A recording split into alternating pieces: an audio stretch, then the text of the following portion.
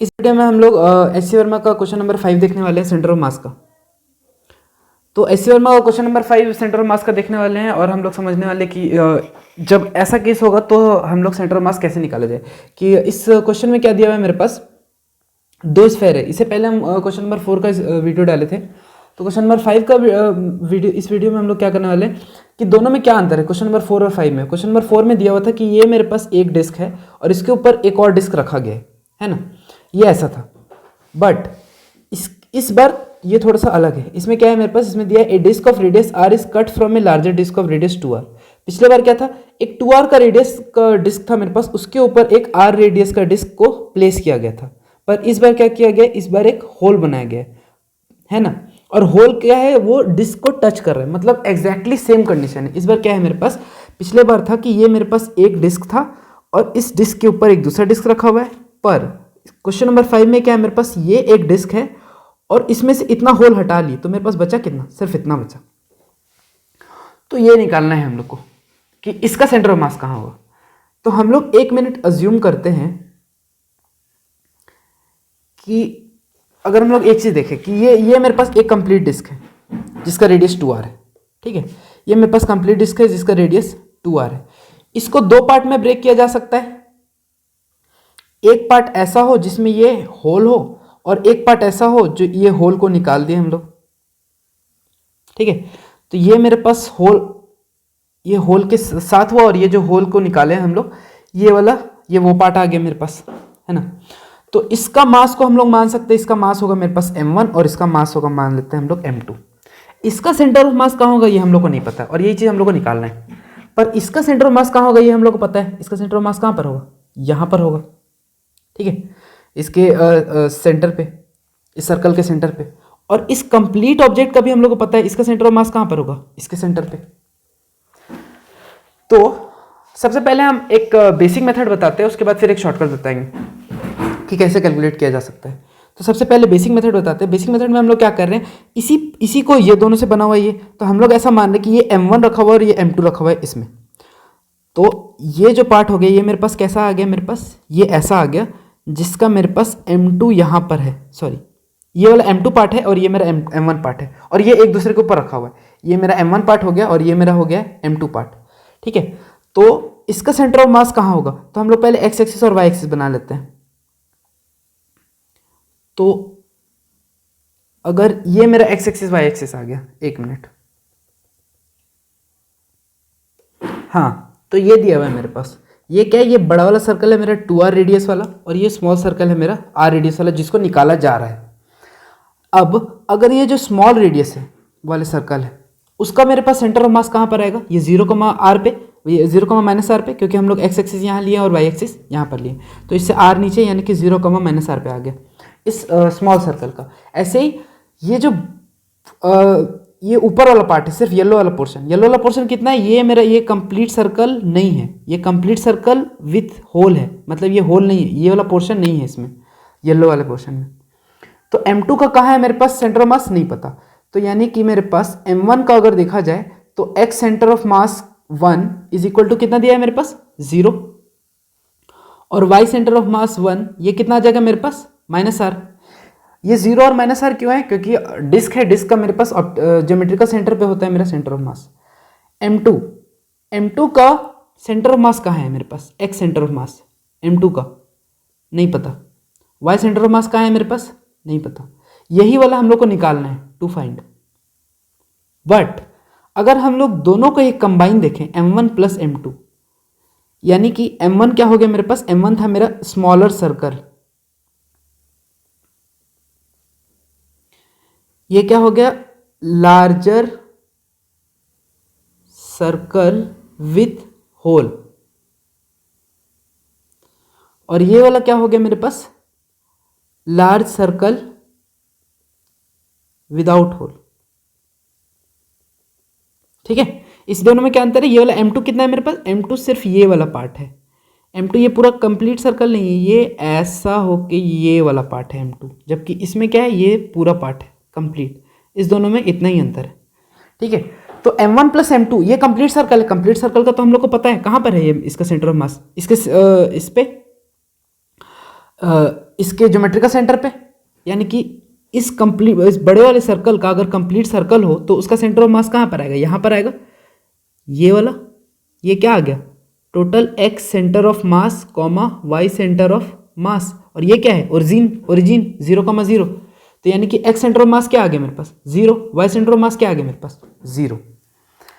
But x centre of मास है क्या मेरे पास, एक्स सेंटर ऑफ मास मेरे पास क्या है, अगर फॉर्मूला से देखें हम लोग तो X centre of mass is equal to है मेरा m1x1 plus m2x2 by m1 plus m2, और x1 x2 क्या है, m1 का सेंटर ऑफ मास m2 का सेंटर ऑफ मास। यहां से अगर हम लोग निकालना चाहे तो ये m1 प्लस m2 को उस साइड ले जाते हैं, तो m1 plus m2 into X centre of mass is equal to क्या आ गया, m1x1 प्लस m2x2।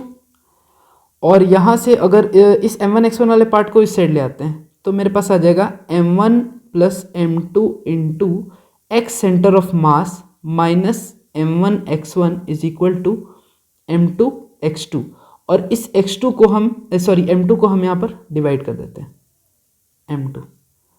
तो ये वैल्यू क्या आ गया मेरे पास, ये वैल्यू आ गया x2 का। सिमिलरली अगर y के लिए निकाला जाए तो मेरे पास क्या आ जाएगा, y के लिए y COM से COM और ये y1 से रिप्लेस हो जाएगा सिमिलरली। तो m1 plus m2 into Y centre of mass minus m1 y1 by m2 is equal to y2। क्या किया हम लोग कुछ नहीं किए, हम लोग को ये पता है कि दो ऑब्जेक्ट है, ये दो ऑब्जेक्ट है, ये पहला ऑब्जेक्ट m1 और ये दूसरा ऑब्जेक्ट m2। इसका कोई पोजीशन है x1 y1, इसका कोई पोजीशन है x2 y2। तो total m1 plus m2 combination का मेरे पास सेंटर ऑफ मास कहाँ आता है, XCOM और YCOM पर ये XCOM और YCOM किस फॉर्मूले से निकलता है, ये XCOM और YCOM निकलता है इस फॉर्मूले से। इस केस में हम लोग हर नॉर्मल केस में हम लोग के पास ये पता होता है, x1 पता है, x2 पता है, m1 m2 पता है, तो हम लोग को ये निकालना है। पर इस केस में क्या पता है, हम लोग को x सेंटर ऑफ मास पता है दोनों के कॉम्बिनेशन का, x1 पता है पर x2 नहीं पता है, ऐसे ही m1 m2 पता है। सेम केस y के लिए भी है। तो x सेंटर ऑफ मास मेरे पास ये होगा, तो इसको पुट किए मेरा ये आ गया x2 का वैल्यू। ऐसे ही y के लिए पुट करेंगे, y सेंटर ऑफ मास के लिए, तो मेरे पास ये आ जाएगा कोऑर्डिनेट। y के लिए फॉर्मूला क्या लिखे हैं हम लोग, एक मिनट,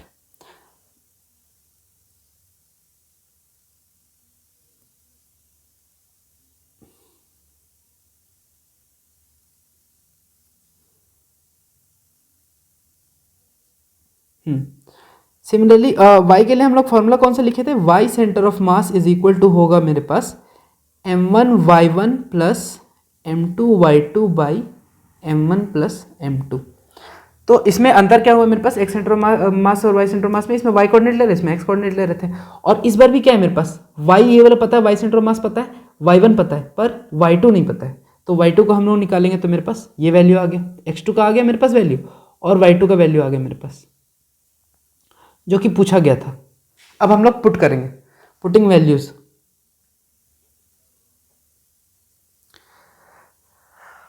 वैल्यूज पुट करने से पहले एक चीज जो कुछ पिछले वीडियो में भी हम बता चुके हैं, m1 बाई m2 क्या होगा, m1 बाई m2 क्या होगा, मास मतलब डेंसिटी इंटू वॉल्यूम, पर ये m1 है तो ρ1 v1 by density into volume ρ2 v2। अब वॉल्यूम क्या होगा, एरिया इंटू थिकनेस, तो A1 T1, ये भी वॉल्यूम क्या होगा, area into thickness A2 T2। अब यहाँ पर क्या दिया हुआ है मेरे पास, हम लोग को क्या देखना है, दोनों ऑब्जेक्ट तो एक ही था मेरे पास, इस ऑब्जेक्ट से इसको काटा गया है, यानी कि दोनों सेम मटेरियल से बना है, यानी कि दोनों का डेंसिटी क्या होगा, ρ1 ρ2 दोनों इक्वल होगा, ρ1 इज इक्वल टू ρ2 क्योंकि सेम मटेरियल से निकाला गया है।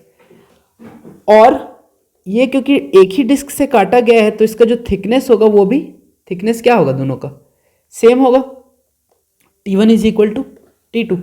इसको हम लोग यहाँ पर पुट कर देते तो ये मेरा ρ1 और ρ2 कैंसिल हो जाएगा और T1 और T2 कैंसिल हो जाएगा, यानी कि मेरे पास m1 by m2 is equal to आ जाएगा A1 बाई A2। पर A1 क्या है, सर्कल है, तो A1 है मेरे पास इस स्मॉल वाला सर्कल है पाई r स्क्वायर बाई A2 क्या है, A2 मेरा पाई इंटू 2r का होल स्क्वायर नहीं है, क्योंकि A2 मेरा सिर्फ ये पिंक वाला है, ये पिंक वाला, ये सर्कल नहीं है, तो पाई इंटू 2r² ये कंप्लीट सर्कल का हो गया माइनस पाई इंटू r²। ठीक है, तो ये आ गया मेरा A2। इसको अगर हम लोग पुट करें तो यहाँ पर ये आ जाएगा मेरे पास, ऊपर में आ गया पाई r², नीचे में आ गया 4πr² माइनस पाई r², ये क्या हो गया 3πr², ये कैंसिल हो गया पाई r², ये आ गया 1/3, यानी कि m1/m2 इज इक्वल टू 1/3 और m2 इज इक्वल टू क्या लिखा जा सकता है 3m1। ठीक है, तो m2 is equal to 3m1 आ गया। अब हम लोग वैल्यूज पुट कर देते हैं। तो x centre of mass, x centre of मास मेरे पास कितना था, x सेंटर ऑफ मास मेरे पास था 0, y सेंटर ऑफ मास मेरे पास था 0, x1 मेरे पास कितना था, x1 था मेरे पास 0, y1 कितना था -r, m1 ही है और m2 मेरे पास कितना है 3m1। अब हम लोग पुट करते हैं x2 इज इक्वल टू क्या आया मेरे पास, x2 is equal to formula से मेरे पास आ गया है ये जो दिख रही है ये आया मेरे पास x2 का फॉर्मूला। तो अगर हम लोग यहाँ पर उसी को पुट करें वो फार्मूला, इस फार्मूला में हम लोग रिप्लेस करते हैं, तो x सेंटर ऑफ मास की जगह पे क्या आ जाएगा 0, x1 की जगह पे क्या आ जाएगा, x1 भी 0 है 0, तो ये 0 माइनस 0 क्या हो गया इज इक्वल टू 0 ही होने वाला है, क्योंकि इसके साथ मल्टीप्लाई होकर ये भी 0, इसके साथ मल्टीप्लाई होकर ये 0, 0 माइनस 0 0, तो x2 इज इक्वल टू क्या आ गया मेरे पास 0। y2 निकाल लेते हैं। y2 के लिए मेरे पास क्या फॉर्मूला था, y2 के लिए अगर देखें हम लोग तो y2 का जो मेरा फॉर्मूला निकल के आया था वो ये वाला था मेरे पास y2 का फॉर्मूला। इसको अगर हम लोग यहाँ पर पुट करें, इस y2 वाले फॉर्मूला में अगर वैल्यूज पुट करें तो y सेंटर ऑफ मास मेरे पास क्या है, y सेंटर ऑफ मास मेरे पास 0 है, y1 क्या है -r, तो y सेंटर ऑफ मास मेरे पास हो गया 0 और y1 क्या हो गया मेरे पास -r। इसमें यहाँ पर अगर हम लोग पुट कर दे तो मेरे पास आ जाता है, ये तो कम्प्लीटली 0 हो गया, तो ये 0 हो गया टोटल, माइनस ये आ गया माइनस ऑफ माइनस, यानी कि ये प्लस हो गया, plus m1r/m2 is equal to y2, पर ये 0 ऐड करें तो इसका तो कोई मतलब नहीं रहा, इसको हटा देते हैं हम लोग, तो टोटल हो गया मेरे पास m1r/m2, y2 is equal to, but m1/m2 कितना था, m1/m2 है मेरे पास, m2 is equal to 3m1 put कर देते हैं डायरेक्ट, तो यहाँ से आ गया m1/3m1r is equal to y2, ये cancel, implies y2 is equal to r/3। ठीक है, अब शॉर्टकट बताते हैं। पहले खैर समरी अगर बना ले तो x2, y2 क्या है मेरा सेंटर ऑफ मास आया मेरे पास x2, y2, x2 है मेरा 0 और y2 क्या है मेरे पास r/3, तो 0, r/3 आया मेरे पास। इसको वापस से वेरीफाई कैसे कर सकते हैं, इसको ऐसे करके थोड़ा सा वेरीफाई किया जा सकता है कि मेरा ऑब्जेक्ट कैसा था, मेरा ऑब्जेक्ट था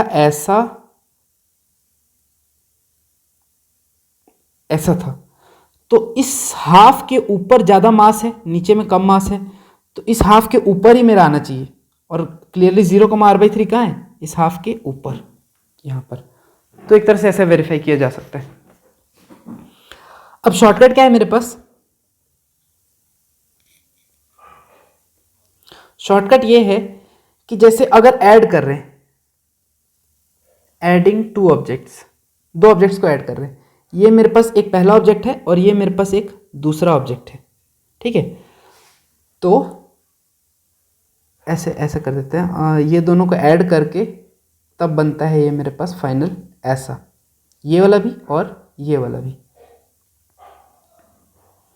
ये अलग ऑब्जेक्ट है और ये अलग ऑब्जेक्ट है, इस दोनों को ऐड कर रहे हैं, तो मेरे पास क्या आएगा, x centre of mass is equal to, ये हम लोग को पता है m1x1 plus m2x2 by m1 plus m2, और y सेंटर ऑफ मास क्या आ जाएगा मेरे पास m1y1 plus m2y2 by m1 plus m2, पर यही अगर हम एडिंग के जगह सब्ट्रैक्टिंग या फिर सब्ट्रैक्टिंग या रिमूवल जो भी हो, है ना, ये केस हो, सब्ट्रैक्टिंग का केस हो या फिर रिमूवल का केस हो, यानी कि एक बड़ा सा ऑब्जेक्ट में से हम छोटा सा ऑब्जेक्ट को माइनस कर रहे हैं, ठीक है, ये बड़ा सा ऑब्जेक्ट है। तो फाइनल मेरा ऑब्जेक्ट कैसा बनेगा, फाइनल मेरा ऑब्जेक्ट बनेगा ये ऐसा करके, ऐसा बनेगा मेरा फाइनल ऑब्जेक्ट। यहाँ पर होल है। तो इस केस में क्या करना है, इस केस में कुछ नहीं करना है, हम लोग को एक्स सेंटर ऑफ मास के लिए बस ये m1 है, ये m2 है, तो जिसके वाले को माइनस हो रहा है, ये वाला माइनस हो रहा है, तो हम लोग लिखेंगे m1। अच्छा, हम लोग के केस में अगर ऐसा लिखे, हम लोग अभी पिछले वाले केस में ये m2 था, ये m1 था, तो इस केस में ये क्या हो गया, सॉरी ये m2 नहीं था, ये m1 प्लस m2 था और ये m1 था। तो इसका centre of mass m1 plus m2 into इसका सेंटर ऑफ मास, इसका मान लेते हैं x1 कॉमा y1 पे, और इसका सेंटर ऑफ मास है मेरा x2 कॉमा y2 पे। तो ये x1 माइनस ये m1 x, अच्छा टोटल को m2 ही मान लेते हैं यार, 10 बार क्यों लिखे, हाँ m2, सॉरी फिर से करते हैं, शुरू से करते हैं। ये m2 है, इसका सेंटर ऑफ मास है मेरा x2 कॉमा y2 पे, ये m1 इसका सेंटर ऑफ मास है मेरा x1 कॉमा y1 पे। तो इस कंप्लीट का मेरा सेंटर ऑफ मास कहाँ पर आ जाएगा, माइनस कर देते हैं, m2 x2 minus m1 x1 by m2 minus m1। क्यों कर रहे हैं ऐसा, क्योंकि ये मेरा कंप्लीट सर्कल में से ये माइनस हुआ है, अगर ऐड होता तो वो करते, माइनस होगा तो ये, तो डायरेक्ट ये वाला फॉर्मूला लगाना है हम लोग को। वाई सेंटर ऑफ मास के लिए भी सेम आ जाएगा मेरे पास, m2 y2 minus m1 y1 by m2 minus m1। तो अभी अगर पिछले केस के लिए जरा सा बस एक एप्लीकेशन देख ले, एप्लीकेशन इन प्रीवियस क्वेश्चन, है ना। तो प्रीवियस क्वेश्चन में मेरा एप्लीकेशन क्या हो जाएगा, ये मेरा 2r का था, ये 2r का था, जिसका सेंटर ऑफ मास कहाँ पर था, ओरिजिन पे था 0,0 पे, और इसका मास कितना था, मेरा मास था rho into area into T, तो एरिया कितना है 4 पाई r स्क्वायर इंटू टी, ठीक है। और ऐसे ही मेरे पास जो छोटा वाला सर्कल था, छोटा वाला सर्कल कहाँ पर था, ये सर्कल यहाँ पर था, ऐसा जो हम लोग ओरिजिन चूज किए थे उसके अकॉर्डिंग।